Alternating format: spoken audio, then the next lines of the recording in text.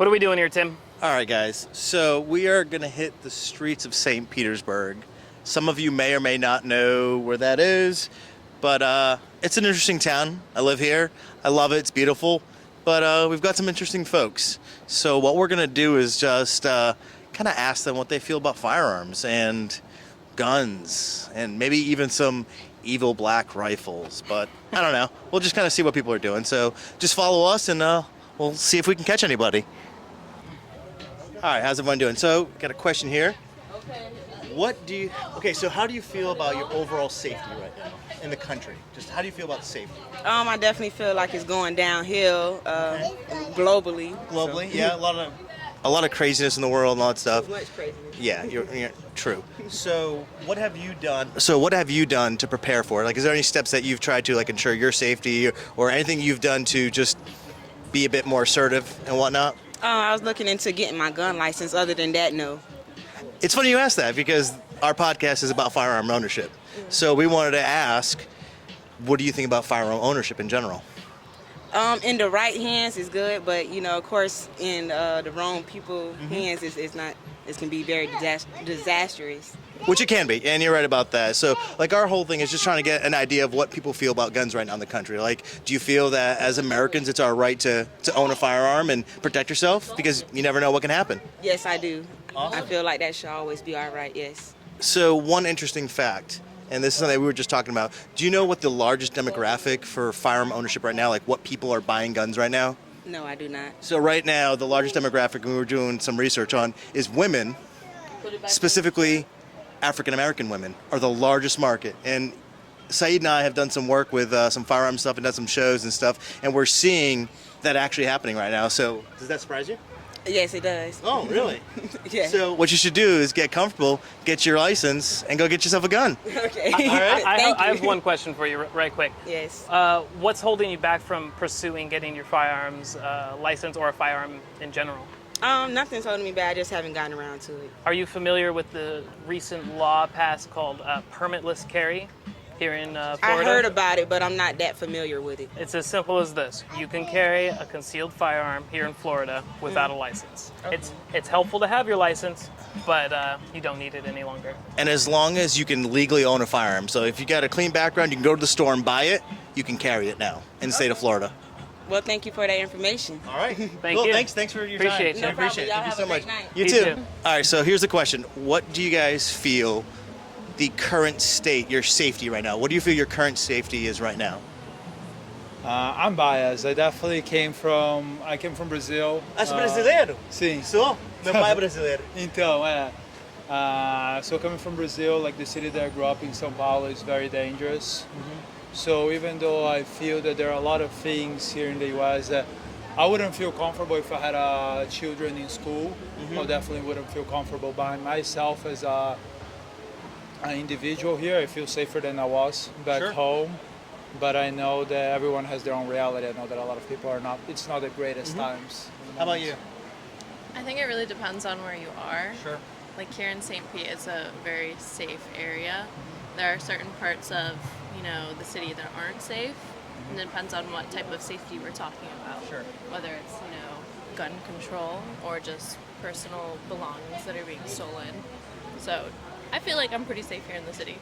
Awesome. So which leads to my second question. What have you or the both of you have done to ensure your safety or prepare for your safety? Is there anything you've done to mitigate some of that, be it home security, firearms, whatever it may be? I don't own any firearms. I don't feel the need to have any. We live in a pretty secure apartment, but We live in an apartment, so we Yeah. don't have to, So you've got security at the door and all that stuff. Great. So I guess the last question is, so what do you feel about firearm ownership in general? So what's your stance on gun ownership here? I do think that I should have a little bit more control. I don't think that a lot of people should say, oh, people shouldn't have guns. I think that everything is about moderation, and there are a lot of places that people can have guns. It's all about how accessible the guns are and to who those guns are being supplied to. Okay?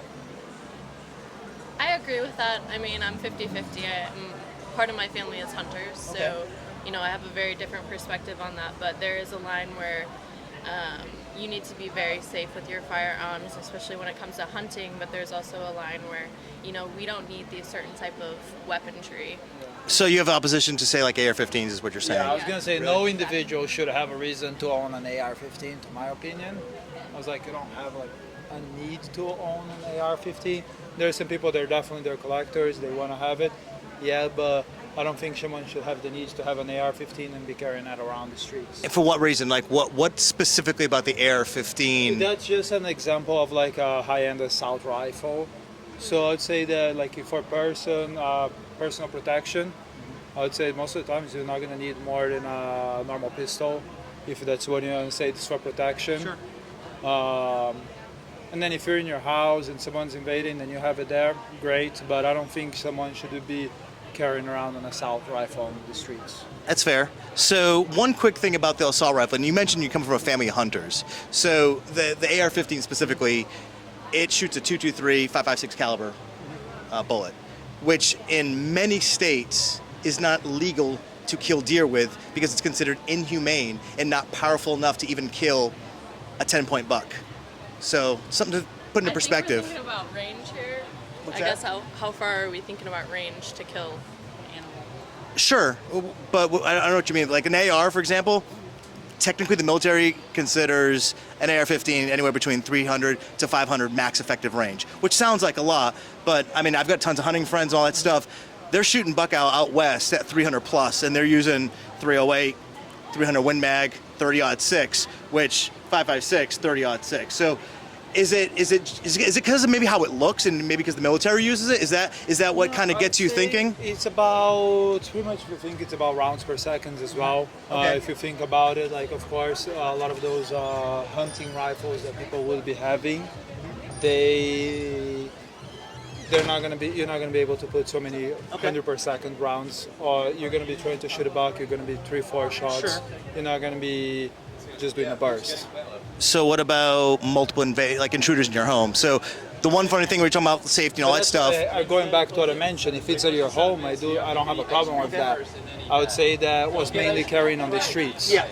So if you have it in your house, I don't think I have any problem with that. I just think that if you're on the streets, there is no need for you what you're trying to defend against. Like, unless a whole mob of like a horde of people going at you, you wouldn't have a need to have a dog. Yeah. Well, great. Well, we appreciate your time, and thanks a lot. Yeah, Prazer. no It's nice meeting you. Thank you. Thanks, guys. Let me- Let's try this one more time. Tim messed up and we weren't recording previously. I'm going to ask one more question. How do you feel about the highest demographic of new firearms ownership in the country being women? It's particularly black women, but women in general are purchasing and training with firearms more in this country. How do you feel about this? I think there has been a heightened understanding of the issues that women face, and I think that we're trying to find any way that we can to make sure that we're protected. I don't know that firearms are the answer, but I know that for an individual human being, it might be the way that they feel the most safe. Yeah, I definitely feel like women are just like desperate for like an answer for protection against like everything that has like happened like within this country. And personally for me, like within like my own personal perspective, guns would not be the answer for me, but I do understand like women that want to go into training and at least have that knowledge behind it. But I just personally would not agree with those decisions, but I do understand where they're coming from at the same time. So I want to Okay. piggyback a quick All right. question. Go ahead. I have a question also, but go ahead. So you mentioned as women in protection, why do you feel that way? Why as women do you feel there's a lack of,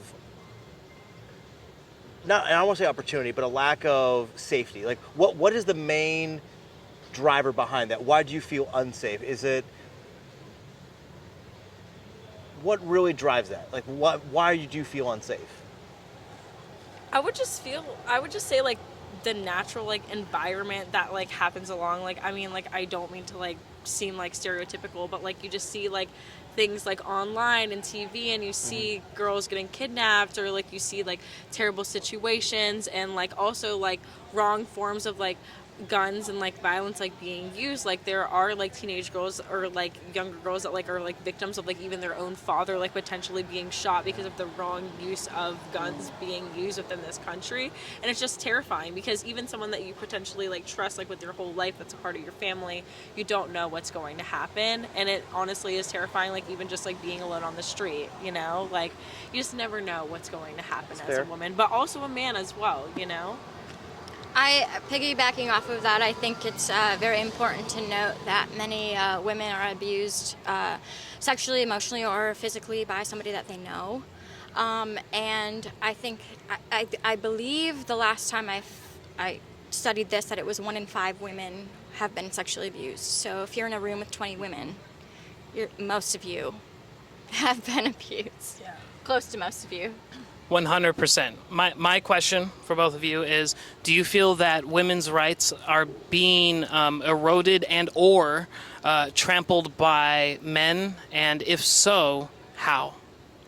I don't think that we are being eroded or trampled by men. I think we're being eroded and trampled by the system of patriarchy and systems of oppression that I've listed have been existing for a long time, that maybe some of us don't even know why or where they came from. And I don't think that the general man that I have encountered in my life wants for me to not have the same freedom that they do. I just don't think they maybe recognize the abundance of mental freedom. Yeah, it's like that hidden motives that like a system endures pretty much, and it just seems to like follow throughout like a whole bunch of different like larger companies, and like also just the way that like larger like social groups, I guess, like influence women, I would say, for sure. I think it's very unintentional, but very grounded. I find myself living within like internalized misogyny often. Yeah. Do they like me? I want them to like me. And do I really care? You know. Okay, I definitely understand where you're both coming from. Do you see any external or maybe pseudo ways in which you might be endangered by men in some way?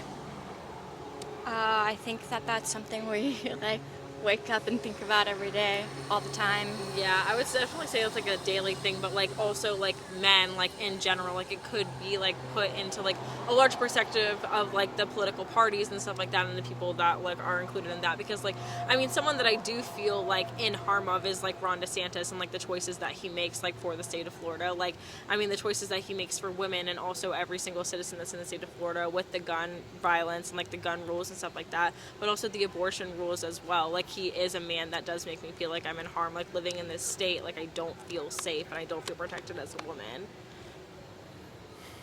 Very interesting. Very interesting. We'll cut it here. All right. Well, we bagged one more. Yeah. A duo. A duo. That was interesting. It was an interesting little discussion, and we had an even more interesting discussion off camera. I don't know. This is just a little quick sign off for y'all. Yep. What do you think? Tell us what you think. Like, subscribe, share, help us grow this, and hopefully we can get more content and just keep doing it. You know, if you guys like it, we'll keep doing it. We're gonna keep doing it whether you like it or not. That's a good point. Yeah. Yeah. Anyways, holla at your boy. See ya.